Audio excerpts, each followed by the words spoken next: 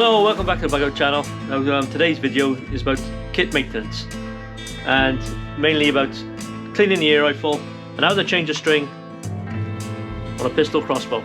Let's check it out.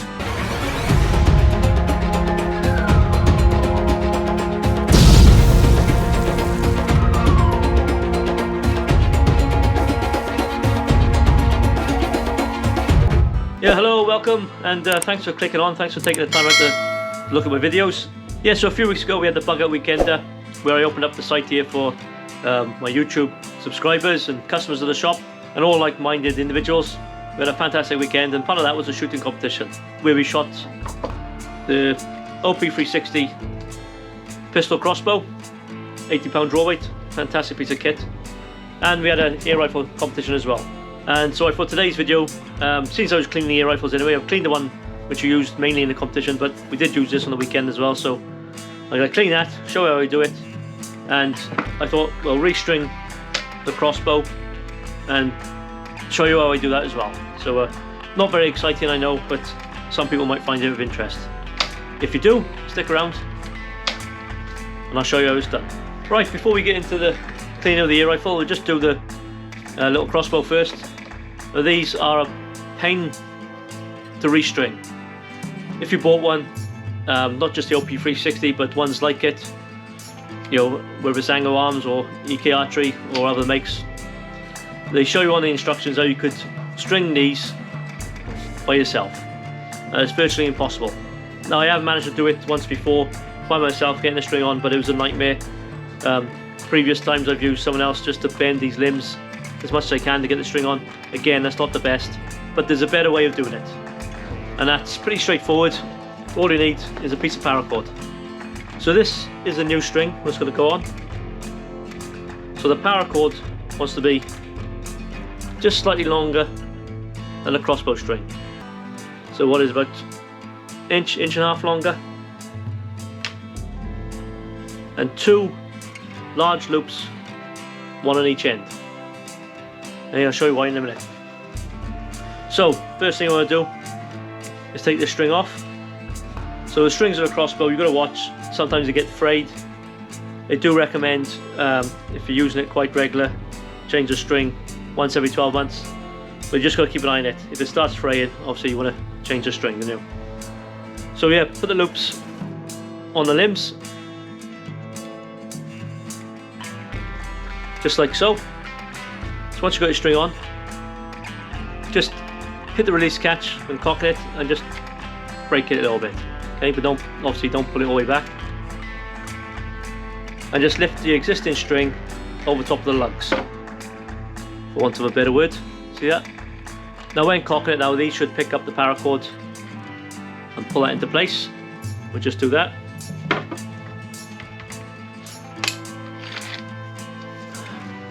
See that? Now the crossbow string is now released of any tension, so you should be able to get this off. Just lift it off the ends,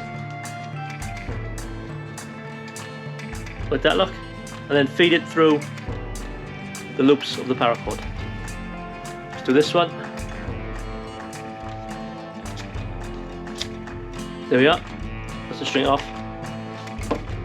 Now if you're restringing, obviously you don't need to release the tension off the string, you can just put the new string back on. What I'm going to do is start from scratch, so if you have got a new pistol crossbow, at least that way you can see how you string it. Okay, so I'll release the tension now, take the catch off, shoot.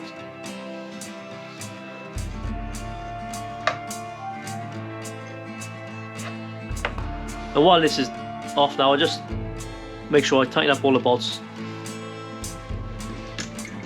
See to do a full maintenance check. Yeah, after a bit of use, sometimes the bolts, they do loosen.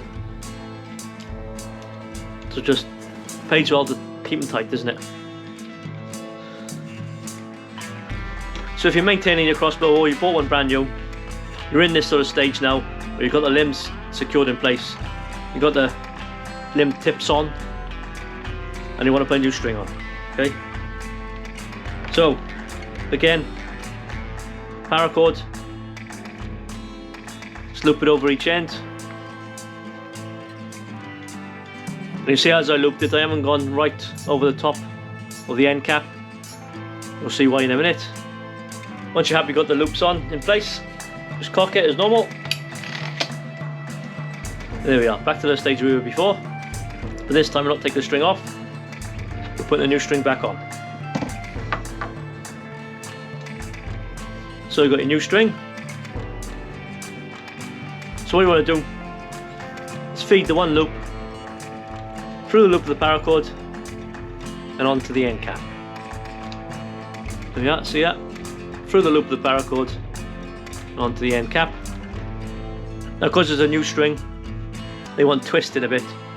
So just twist it half a dozen times, just so it looks tidy. So once you've twisted it, again, this end up through the loop of the paracord and onto the end cap. Now I'm just slightly too short for this end cap. Paracord might stretch a little bit, so what I do, get a screwdriver, go through the loop of your crossbow string and just lever it onto the end cap. Now what we've got in place is the crossbow string and this paracord both under tension. So if we release the safety catch and release the tension on the paracord, just pull these off. 1, 2, and there you have a brand new string on your pistol crossbow. Now the bigger crossbows, they come with a stringer, purpose-made stringer, and this is just a homemade one, isn't it? Now most of the small pistol crossbows, the limbs are more or less the same size, so if you've got multiple crossbows, one good stringer should do them all. So there we are, that's that. So one's lubing up now, and then it's ready to shoot. And that string should do me now for a good few months, I'd say. Probably 6 months, 7 months. If I wasn't using it very often, it'd probably last me longer than that. But like I say, just keep an eye on it. Put a little bit of lube on. That'll prolong the life of the string, but not too much. You don't want to get inside the trigger mechanism. And yeah, good to go. So simple maintenance really. Just make sure your bolts are all nice and tight. Check them every so often, isn't it? Check your string. Easy to change now, as you can see. And that's pretty much all there is to it. There we are. Job done. Now, air rifles. Nothing much to it really. All you're doing is cleaning that barrel from any lead debris from the pellets. And basically all you're going to do is either have a pull cord, or I got these ram rods. This is a 177, so it's the narrowest of the rods. And I've just fashioned this little bit of a pull through to go in the end. It was covered in wire, like a little wire brush, but I took all the copper off and just made a little eyelet just so I could put my cleaning cloth through. Bit of gun clean, I tipped that in there.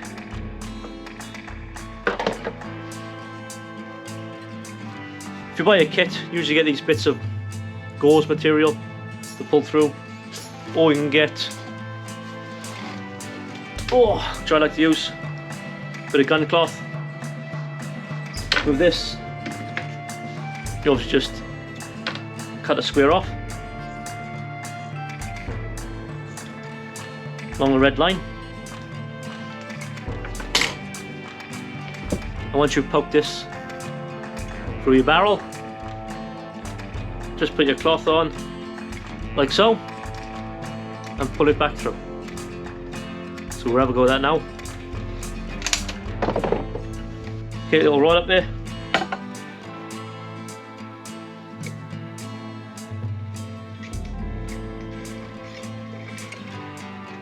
Watch your pops. Get a bit of gauze. Now you can spray a bit of gun clean on it, or just dip it in like I have.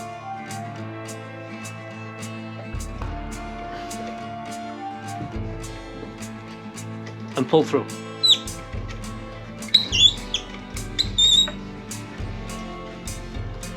Now look at that.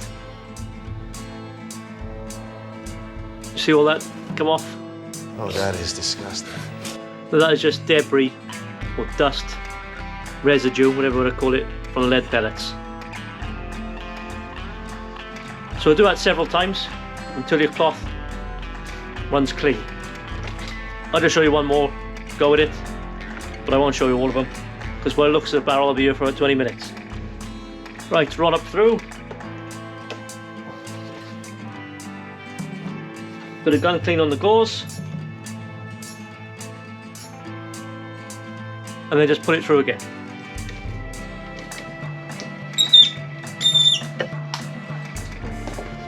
There's a lot less on there now. That's pretty good. Plus I won't be here for 20 minutes. Right, I'll just pull a few more through and get it somewhere near clean. And I'll show you the next stage. Catch you in a bit.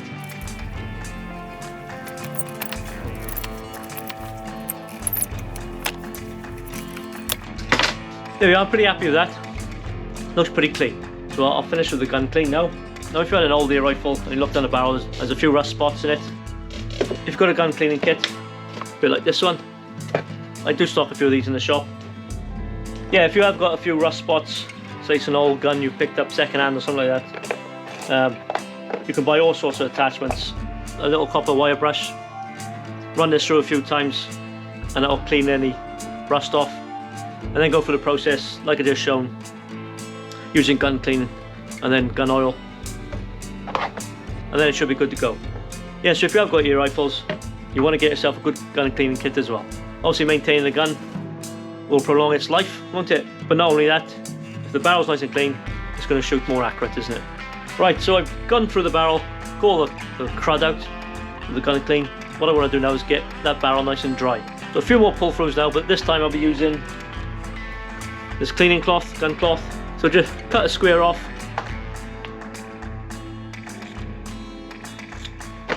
Now for the smaller caliber air rifles like the 177, you might just want to put half a square. So let's get the rod up through there. Cloths on and pull through. Yeah, look at that. You see all the residue has just come off that? So I'll keep doing that now until my cloth is nice and dry.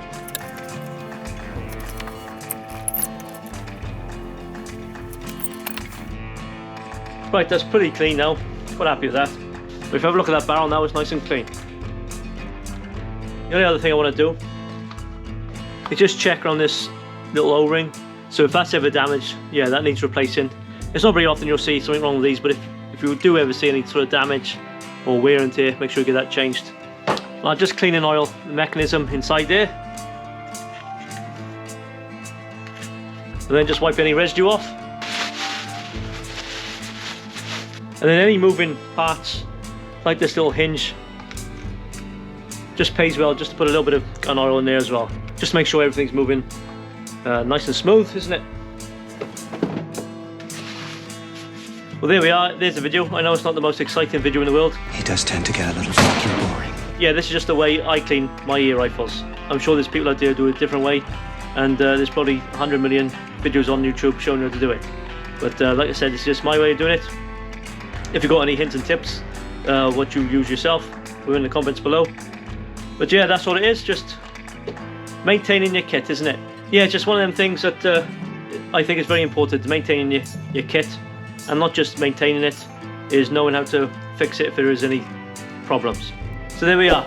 Hope you enjoyed it. If you haven't done so already, please think about liking and subscribing.